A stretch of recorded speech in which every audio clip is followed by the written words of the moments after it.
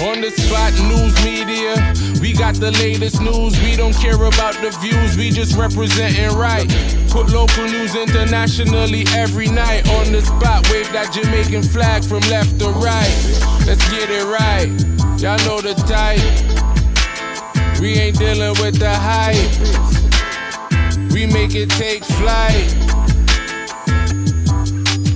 Yeah man, my viewers and subscribers, what gwan. A blessed and wonderful Easter Friday to each and every person out there tuning into On The Spot News Media. Now my peeps, I don't know how we do it over on this side. So we have a few stories to share with you, the regular members of Chan Public and also members of the diaspora. So please like the video, share the video, watch the entire vlog so you can get a full understanding and a better appreciation of everything we're going in Jamaica.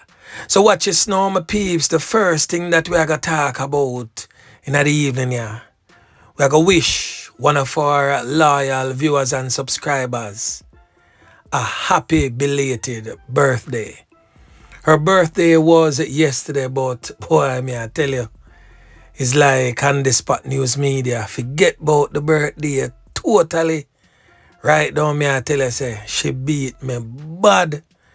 But anyways, happy Earth Strong, Starry, aka Star Apple. The one we say Star Apple is our favorite fruit, but secretly loves custard apples too. Yeah, man. So I'm going to kick it off in the evening, my peeps, with an update. An update that is really, really sad. Because we literally just wish one of the ones and ones them a happy birthday. And now we have to talk about a little girl we never lived no life yet. Just 14 years old. But she's now presently laying down on a block of ice in the morgue, courtesy of criminal elements. So when JFJ I got protests on the 29th of this month, if memory serves me correct, I would like for family members of these slain teens, the slain fathers, slain mothers, the family members of those who have lost their lives to the hands of criminal elements, to also present themselves bearing placards and protest right alongside JFJ. We have not heard them come out and speak against the ills that have been meted out to we, the regular members of Chan Public. But every time police ClapWeh a dirty corner boy, that is when we hear them. So you stated that you are Jamaicans for justice. Whose justice are you here to uphold? Whose justice? That's the question. Now I bet you, if police did go circle and can up the boy them, we take that little girl alive, JFJ would have something to say. But this little girl from down in the ghetto end up lose her 3 points because she was at the wrong place at the wrong time. Nobody now have nothing at all to say. Life goes on. And it is really, really sad. But anyway, my peeps, the little girl presently on your screen has since been identified as 14-year-old Terona Thomas. She lost her life during a brazen daylight drive-by knockings and clappings somewhere along Olympic Way in the General Waterhouse community. And as she one get caught up, a brother known as Oshane get caught up, we are 19. An ex-youth known as Orlando get caught up, we are 29. So we don't know for sure who was the intended target. Them get some minor knockings and clappings. But she get caught up in her head. So one would now wonder, was she the intended target or was she actually at the wrong place at the wrong time. Boy, me I tell you my peeps, the thing rough, but regardless of the circumstances, 14-year-old, she not live no whole heap of life yet, Jaja God.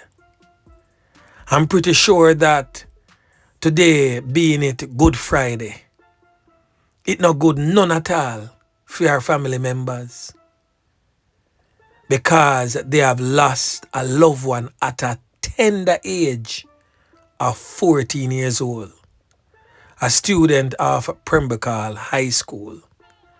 Really sad, my peeps. And I continue to ask these questions. Where is the protest for these children? Where is the protest for the innocent old man and the innocent old woman? Where's the protest for those persons who I would consider to be the most vulnerable among us, our children and our seniors? Where's the protest for them? That's why I can't rate Garrison people. Because if it was a dirty corner boy get lit down by police, one of the so-called Dan or top tier gang members, everybody would have out a road a protest. So what happened? That little girl alive no mean nothing. It no worth nothing at all. Really sad to see how we pre things. Trust me. Jamaicans, I am disappointed. Yeah, man. Now the next thing that we're going to talk about, and all my peeps, is coming out of the troubled, war-torn, crime-riddled Kingston Western Police Division, where the Kingston Western Police say they have conducted several raids across the division in response to ongoing gang conflicts. So according to the Kingston Western Police, the conflicts have resulted in several fatal knockings and clappings in the General Kingston 13 section of their division. The police stated that targeted raids were carried out on Wednesday at 4 separate locations in search of members of the notorious Stinger Gang and the Front Sunlight Street Gang. On Tuesday, the police listed 18 individuals as persons of interest, which on the Spot News Media carried. These criminal elements are urged by the police to report to the Denham Town Criminal Investigation Branch by 6 p.m. on Saturday. So according to the police, 3 of the raids on Wednesday targeted some of those on the list. They are Chadane Hines, otherwise known as Nico, Kevin Harvey, who goes by the name of Brains or Shattered, Kemar Fraser, who goes by the name of Parry. Hines is reportedly a person of interest in a fatal knockings and clappings case. Harvey is said to be a violence producer in the area, and Fraser is also reportedly involved in a fatal knockings and clappings case. The police stated that the men they went in search of was not found at the time of the raids. However, they note that this black high-point 9mm rifle was seized by them along Ramsey Road. Yeah, man. So right there and then, my peeps, another decent spot of work again by the squaddy them. So the next thing that we are going to talk about, my peeps, is coming out of the troubled, war-torn, crime-riddled St. Catherine South Police Division all the way over there in Old Harbour, St. Catherine. Now the police them decide say, this year of the year, where Indicom employees are going to work very hard for every penny that them get on their checks at the end of each month. So the Independent Commission of Investigations, Indicom, is probing the fatal knockings and clappings of not one but 2 where police slap away quick and fast in the Good Friday in a whole harbour. Yeah, man. So the first one took place early this morning along Smith Avenue in Old Harbour, St. Catherine. The deceased has since been identified as Oshane Rowe, presently on your screen, but more popularly known in the streets as Daddy One or Gov. It is said that he resided in the community. So reports reaching on the Spot News Media would suggest that sometime around 4:50 a.m., police personnel assigned to the Old Harbour police station conducted an operation along Smith Avenue. The team entered a property and reportedly knocked on the door of a house. According to the police, they received no response and proceeded to forcibly enter that particular premises. Upon entry, the criminal element identified as Daddy One was already seen holding a firearm. He reportedly moved to a bedroom and pointed the weapon and clapped some can in the direction of the officers. The police stated that they took evasive action and fire was returned in the direction of the now deceased. A search of the house was conducted after the smoke was clear and the battle was obviously won by the police. That is where they found the criminal element on the floor, suffering from a portion to corn-up wounds and reportedly still clutching the firearm in his hand. He was, however, rushed to the Spanish Town Hospital, but good riddance, him never make it. Him pronounce right as he reached the police, them say, him take him last breath and say goodbye to this world and hello to the next. Boy, may I tell you, it rough. And still in the Old Harbour policing area, the squad of them running pan another man sometime around 5:30 going on to 6 a.m. that said morning. The police them say is a giant police military team went into the Terminal Road area in search of illegal guns and wanted criminal elements. During that operation, houses were searched. It is reported that a team entered a premises and a man who was inside reportedly pointed a firearm at them. It is said that the man was conned up and a Browning 9mm pistol affixed with a magazine containing 7 rounds of ammunition was seized from him. He was, however, assisted to the Spanish Town Public Hospital where he was pronounced, you know what. So Indicom is presently probing that particular knockings and clappings also. So now I'm pretty sure that the police them probably very well there right on the 100 mark as it relates to fatalities since the start of the year. And over there in the neighboring Clarendon Police Division, the community of 4 parts Clarendon Havana Heights Phase 3 has received another fatality to the hands of criminal elements. Now a brother identified as Oliver Aldred, otherwise known as Sooty, 48 years old, business owner of Havana Heights, Phase 3 Clarendon, get conned up inside his shop by armed criminal elements. It is not yet known who carried out the hit and why his life was taken. But one thing for sure, he's no longer among the land of the living.